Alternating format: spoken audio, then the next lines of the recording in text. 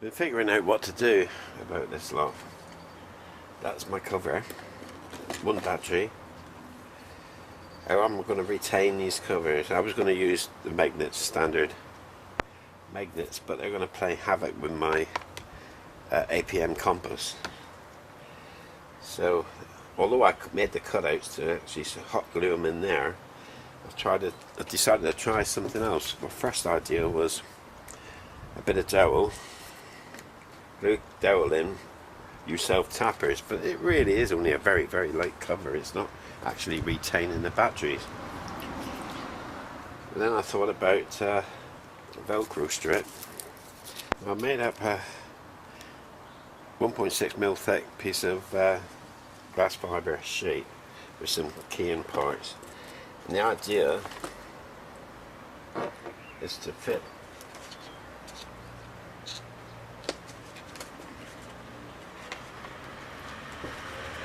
I'll key it back in there in a minute and glue it, but that's the two thicknesses of the Velcro was 3mm.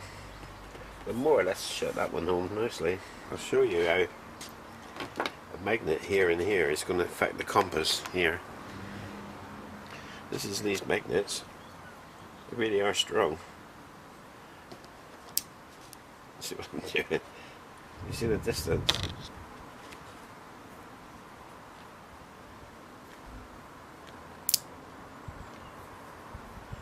It's totally ridiculous, isn't it?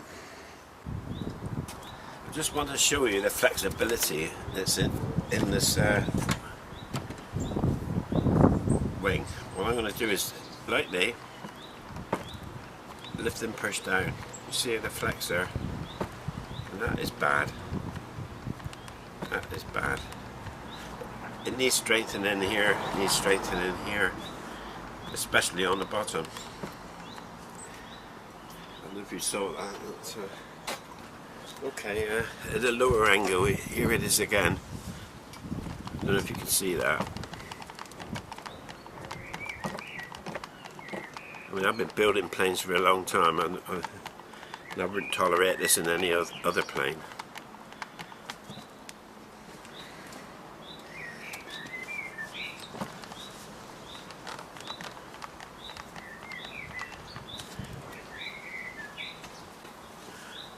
That is the entire wing bending, by the way. Oh.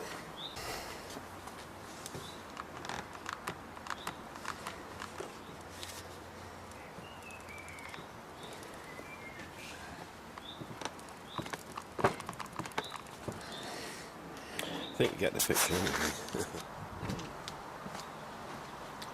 Well, here is the strengthening plan.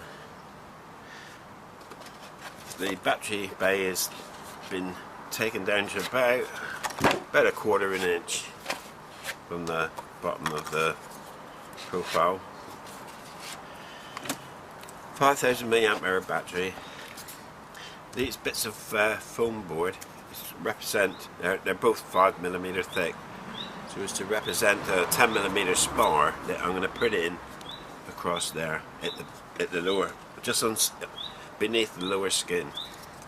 That will raise that battery up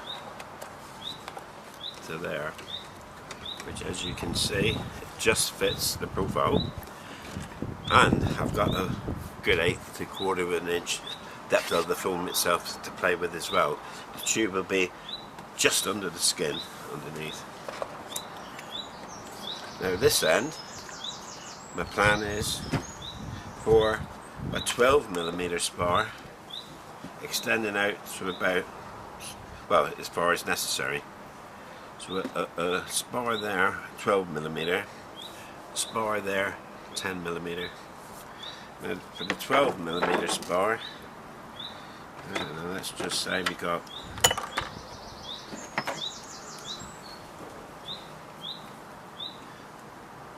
3mm.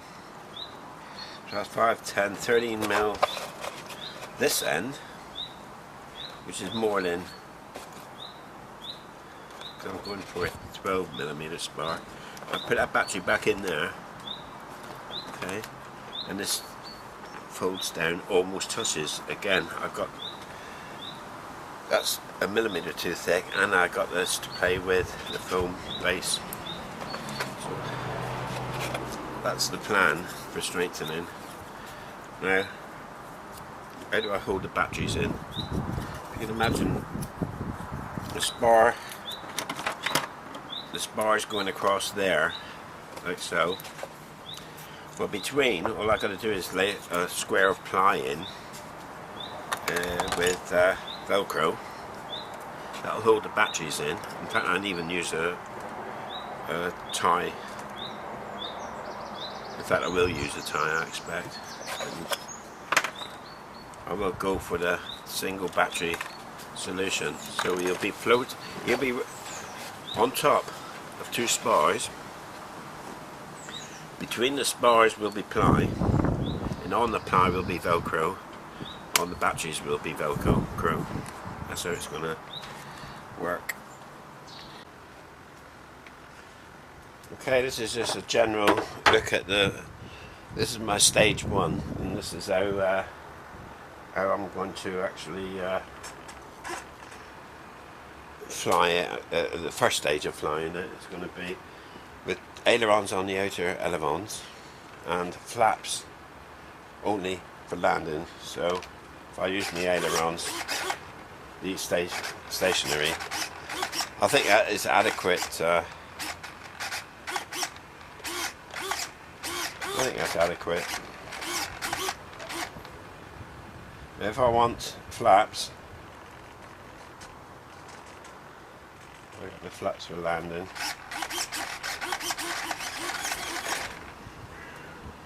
These are the push rods. They're, as you can see, they're a 3.2mm diameter welding rod, reduced at the ends and tapped M3. M3 crevice pins. I've strengthened these are HS85 MGs, and I've made a fiberglass horn. These are HS81s, they're plastic gears, or nylon gears. But it's not a big deal if these fail, hopefully. But then again, it should be enough. It's quite a small area, flat. They're only going down about 45 degrees. I might have to cut them out to go down further, so I want to use them as brakes later on. The motor setup, straightforward enough. Go through a slot there. Hole in the bulkhead here is really, I'm going to add maybe a current sensor or whatever later. This is the range link at RS RX. I'm using channel 1 to 7 at the moment. I haven't got RSSI cable connected. Those cables go into a tunnel and exit. Yeah, I'll disconnect it.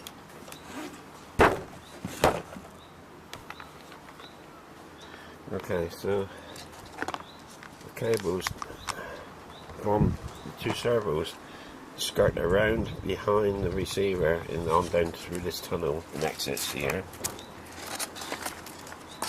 If I jiggle these, you'll see them move. Then all the outputs from the RX also comes down the tunnel. This is my junction box to start with. To incorporate these brakes one side and elevons the other, I might have to make up a processor board to look after the functions, but so that's why I want to be able to get at everything, all of these quite easily. For now, my plan is just a single battery. I'll pack this out with foam, and maybe I got plenty of room there to add the video camera if necessary and swap things around like that. Over here we got the cutout for and again this is another tunnel. This is for the elevons brakes.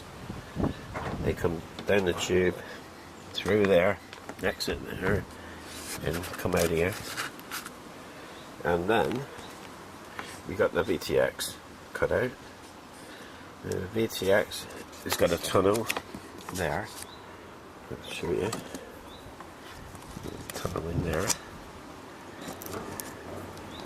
switch goes down under that servo, so by taking that servo out I can thread more wires through. From the servo you can just make out the lines there to exit here, through there, and so in the future when all these leads has got to be connected to the automatic pilot, they'll all be fed up that tube onto there, you see. So pretty happy with it all so far. The elevons, I've extended these, they're longer than suggested on the Ritewing site, and these are smaller. The reason being is that I was going to use these as brakes. They will be quite small in the end, and as well I've been the range link receiver I've got a tunnel going through where the aerial and that is. It's going under the skin. I can actually feed that through even now, take it out and replace it if necessary, and it goes through each side of the wing there. So basically we got the receiving antenna here, well spaced out is the ESC, noisy ESC. Well spaced out is the noisy camera. Hopefully well spaced out is the GPS on the automatic pilot, and spaced out over here is the VTX transmitter aerial. So it's reasonably good separation. You can't do this with a smaller model, but so we'll have to see how it goes. That's the walk around.